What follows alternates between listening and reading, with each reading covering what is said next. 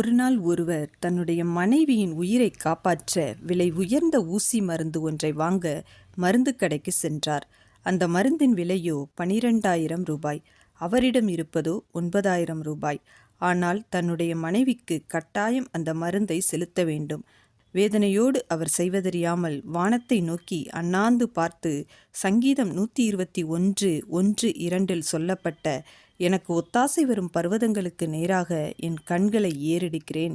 வானத்தையும் பூமியையும் உண்டாக்கின கர்த்தரிடத்திலிருந்து எனக்கு ஒத்தாசை வரும் என்ற வசனத்தை சொல்லி முடித்த உடனே பக்கத்தில் நின்ற ஒரு குழந்தை 500 ரூபாய் நோட்டை தன்னுடைய தந்தையிடம் இருந்து வாங்கி அவரிடம் கொடுத்தது.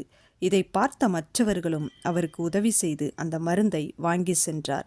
நாமும் சில சூழ்நிலைகளில் செய்வதறியாமல் நிற்கும்போது வானத்தை நோக்கி நம்பிக்கையோடு கர்த்தரை ஏறெடுத்து பார்க்கும்போது நிச்சயம் பதில் கிடைக்கும்.